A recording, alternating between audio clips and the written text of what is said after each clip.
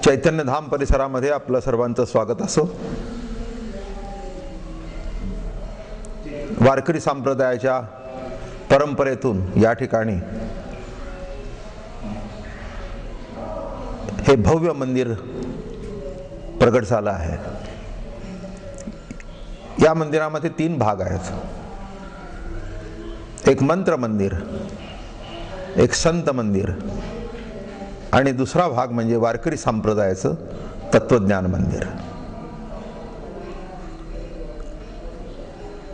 या पद्धतीचं आणि या विचारसरणीचं हे जगातील एकमेव मंदिर आहे. हे संपूर्ण मंदिर राजस्थानच्या बालासार या दगडामध्ये बांधलेलं आहे. या मंदिराला कुठेही अर्धा इंच तुकडा सुद्धा लोखंडाचा वापरलेला नाही.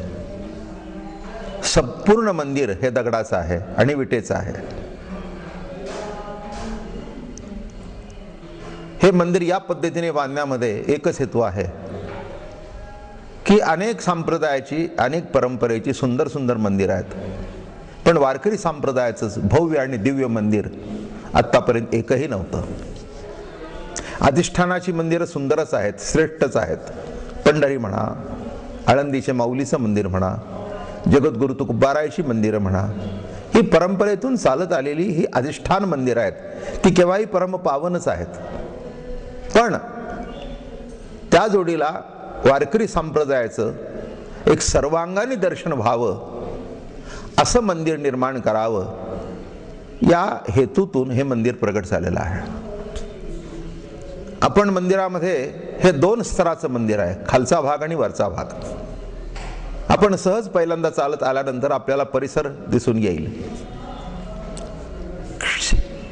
हे पहिल्यांदा दुधिवरे होतं, पण इथे मंदिर आल्या कारणाने एक श्री क्षेत्र दुधिवरे झालं. एका बाजूला पवना धरणाच्या पाण्याचा फोट आहे, समोर लोहगड आहे, मागे सबंध डोंगर आहे आणि असं डोंगराच्या कुशीमध्ये हे प्रभूने निर्माण केलेलं मंदिर आहे. माणसं मला नेहमी विचारतात की बाबा महाराज, तुम्ही या एवढ्या डोंगर कपारीमध्ये कसे आलात?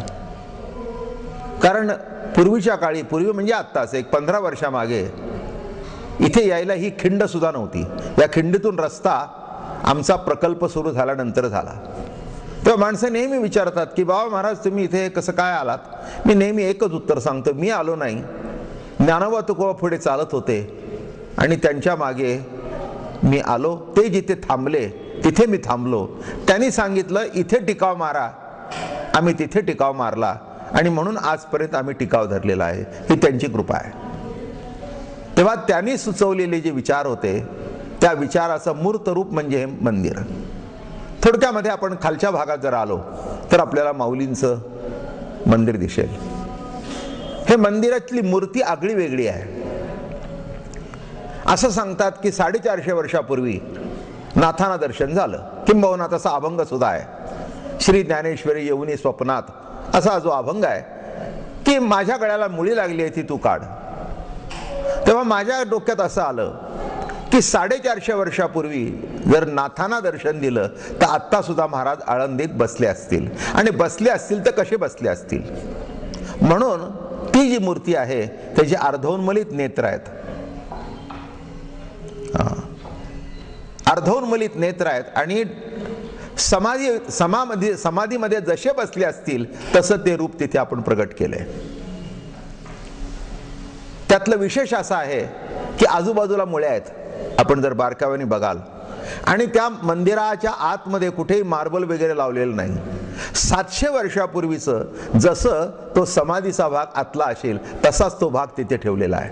आणि महाराज मध्ये अर्धोन्मलित नेत्र समाधीच्या अवस्थेमध्ये, योग अवस्थेमध्ये तिथे बसलेले आहेत. तिथून पुढे आपण वर चढून आलो की आपल्याला प्रथम 4 खांब लागतील आणि मग त्याच्या पुढे आपण गेलो तर आतमध्ये मंदिर लागेल.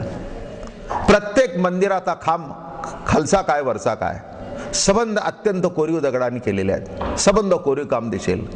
वरचा घुमट बघितला तर 36 फूट रुंदीचा घुमट आहे. त्याच्यामधली जी दगडाची घंटी येते ती जवळजवळ 7 टन टन वजनाची घंटी आहे. त्याच्यातले घुमटाला बसवलेले एक एक दगड सुद्धा कितीतरी टनाच्या वजनाचे आहेत. आणि एक शिल्पकलेचं एक अलौकिक असं मंदिर असं जर म्हटलं तर कुठे त्याचं वावगं वर्णन होणार नाही. आणि आपण जर एकदम डायरेक्ट समोर गेलो तर तुम्हाला राम कृष्ण आणि हरी अशा 3 मूर्ती दिसतील. वारकरी संप्रदायाचा मंत्र आहे राम कृष्ण हरी. तुकाराम महाराज म्हणाले, बाबाजी आपले सांगितले नाम, मंत्र दिला राम कृष्ण हरी. तेव्हा राम कृष्ण आणि हरी. राम कोणचा राम? राम हा अनादी आहे. राम रमयंती कृष्ण कर्षती ऐक्य आनंद तो हरी. रामाबद्दल म्हणताना महाराज म्हणाले, दशरथाचा सुत हा कालचा, अनादी कालचा आत्माराम. असं रामाचं मूर्त रूप म्हणजे दाशरथी राम.